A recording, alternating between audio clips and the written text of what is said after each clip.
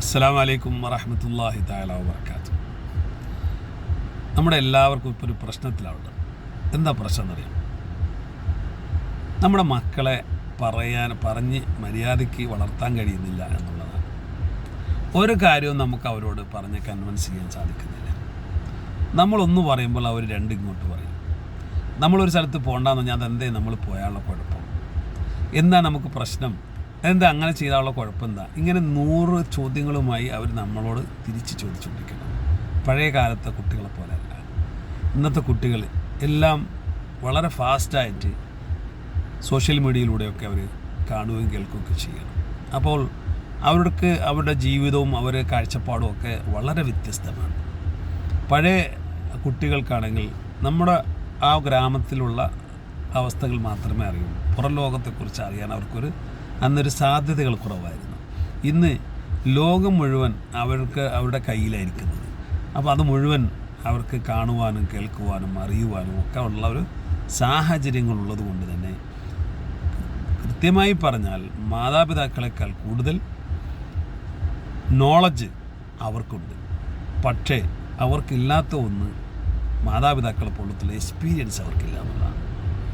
ആ എക്സ്പീരിയൻസ് എന്ന് പറയുന്നത് നമുക്ക് കഴിഞ്ഞു പോയ കാലങ്ങൾ നമ്മൾ എത്രത്തോളം ഉപയോഗപ്പെടുത്തി, അതിനകത്ത് നമ്മൾ എന്തൊക്കെ അനുഭവിച്ചു, അതാണ് നമ്മുടെ എക്സ്പീരിയൻസ്. നമ്മളത് എക്സ്പീരിയൻസ് ചെയ്ത കുറേ കാര്യങ്ങളുണ്ട്.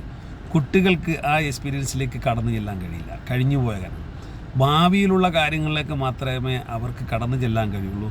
പക്ഷേ ഭാവിയിലുള്ള കാര്യങ്ങളെക്കുറിച്ച് അവർ അന്ധരാണ്. കാരണം അവ്യക്തമാണ്.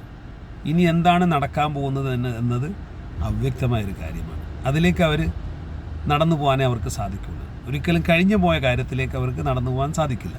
അപ്പോൾ കഴിഞ്ഞ കാലത്തിലൂടെ നടന്നു വന്ന മാതാപിതാക്കൾ പറയുന്ന അനുഭവങ്ങളെ കൃത്യമായും ഈ കുട്ടികൾ കേട്ട് മനസ്സിലാക്കി അവർ മുന്നോട്ട് പോയാൽ ഭാവിയിലെ അദൃശ്യമായ ആ വഴിയില്ലേ, വ്യക്തമല്ലാത്ത വഴിയിലെ ആ വ്യക്തതയ്ക്ക് വേണ്ടി നമുക്കൊരു പോകാനുള്ളൊരു സഹായമായി എന്ത് ഉപകാരപ്പെടും?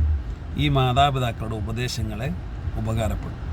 അതുകൊണ്ട് തന്നെ എല്ലാ കുട്ടികളും മാതാപിതാക്കളുടെ അതുപോലെ മുതിർന്നവരുടെ ഉപദേശങ്ങൾ നിങ്ങൾ കേൾക്കുകയും അത് മുഴുവൻ നിങ്ങൾ സ്വീകരിക്കണം എന്നല്ല, അത് നിങ്ങൾ കൃത്യമായി ചിന്തിക്കുകയും അതിനെ കൃത്യമായി നിങ്ങൾ പഠിക്കുകയും അതിനകത്തുള്ള ആ കഴമ്പെന്താണ്, അവർ പറയുന്ന കാര്യങ്ങളിൽ എന്താണ് കഴമ്പുണ്ടോ എന്ന് ചിന്തിക്കുകയും അത് കൃത്യമായി പഠിച്ച് വേണം മുന്നോട്ട് പോകാൻ.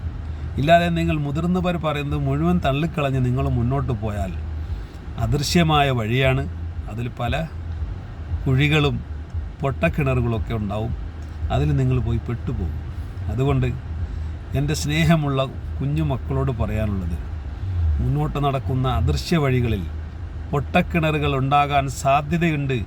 ഇന്ന സ്ഥലങ്ങളിൽ പൊട്ടക്കിണറുകളുണ്ട്, അവിടെ നിങ്ങൾ വീണു പോകും മക്കളെ എന്ന് പറഞ്ഞു തരുന്ന മാതാപിതാക്കളെ പുച്ഛിച്ച് തള്ളാതെ അവർ പറയുന്നത് കേട്ടുകൊണ്ട് ശ്രദ്ധാപൂർവം നിങ്ങൾ മുന്നോട്ട് നീങ്ങിയാൽ നിങ്ങൾക്ക് ഈ മുന്നിലുള്ള കിണറിൽ നിന്ന് രക്ഷപ്പെടാൻ പറ്റും. ഇല്ലെങ്കിൽ നിങ്ങൾ ഈ പൊട്ടക്കിണറ്റിൽ വീണ് നിങ്ങളുടെ ജീവിതം തന്നെ നശിച്ചു പോകുന്നൊരവസ്ഥ വരും.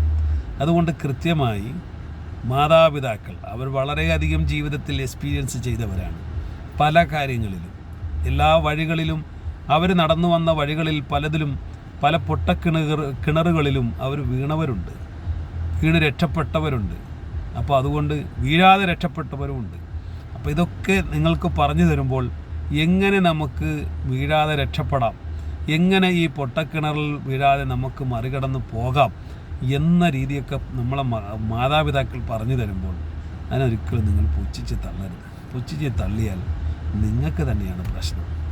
നിങ്ങൾ കരുതുന്ന കൂട്ടുകാരും സുഹൃത്തുക്കളും മറ്റ് ഇപ്പോൾ നിലവിലുള്ള ആരൊക്കെയോ നിങ്ങൾക്കുണ്ടെന്ന് തോന്നുന്നില്ലേ, ഇവരാരും ജീവിതത്തിൽ നിങ്ങളുടെ കൂടെ ഉണ്ടാവില്ല. ജീവിതം എന്ന് പറയുന്നത് ഒരു 25 വയസ്സൊക്കെ കഴിയുമ്പോഴാണ് കറക്റ്റ് ജീവിതം കൊണ്ട് സ്റ്റാർട്ടാവുന്നത്. ആ ജീവിതം സ്റ്റാർട്ടായി കഴിഞ്ഞാൽ, അതായത് വിവാഹം കഴിഞ്ഞോടുകൂടി നിങ്ങളുടെ ജീവിതത്തിലേക്ക് സ്റ്റാർട്ടായി. ആ ജീവിതം കൊണ്ട് സ്റ്റാർട്ടായി കഴിഞ്ഞാൽ പിന്നെ സുഹൃത്തുക്കളൊക്കെ ഇങ്ങനെ മെല്ലെ മെല്ലെ കുറയാൻ തുടങ്ങും. കാരണം അവരും പലരുമായി വിവാഹം കഴിച്ച് അവരവരുടെ ജീവിതത്തിലേക്ക് പോകുമ്പോൾ നിങ്ങളുടെ ജീവിതം നോക്കാനോ നിങ്ങളുടെ കൂടെ കൂട്ടുകൂടാനോ നിങ്ങളുടെ കൂടെ സമയം സ്പെൻഡ് ചെയ്യാനൊന്നും അവർക്ക് സമയം ഉണ്ടാവില്ല. അല്ല, നിങ്ങളോടുള്ള വെറുപ്പുണ്ടൊന്നുമല്ല. അവരവരെ കാര്യം നോക്കി പോവും. അപ്പോൾ നിങ്ങൾ നിങ്ങളുടെ കാര്യം നോക്കി പോകണമെങ്കിൽ നിങ്ങൾ പഠിച്ച് വിദ്യാഭ്യാസമുള്ളവരായി കഴിവുള്ളവരായി കരുത്തുറ്റ ആളുകളായി മാറിയില്ലെങ്കിൽ, ഈ സമയം നിങ്ങൾ ഉപയോഗപ്പെടുത്തിയില്ലെങ്കിൽ അന്ന് നിങ്ങൾ ദുഃഖിക്കേണ്ടി വരും. അന്ന് പഠിച്ചവർ നല്ല രീതിയിൽ പോവുകയും ചെയ്യും, നിങ്ങളിങ്ങനെ വിരലും കടിച്ചിങ്ങനെ ഇരിക്കേണ്ടി വരും. അതുകൊണ്ട് ജീവിതത്തിൽ വിരൽ കടിച്ചിരിക്കാതിരിക്കാൻ നിങ്ങളിപ്പോൾ പഠിച്ച് മിടുക്കന്മാരായി മുന്നേറുക. ഇത്രേ ഇന്ന് എനിക്ക് നിങ്ങളോട് പറയാനുള്ളൂ. അസ്സലാമു അലൈക്കും വറഹ്മത്തുള്ളാഹി.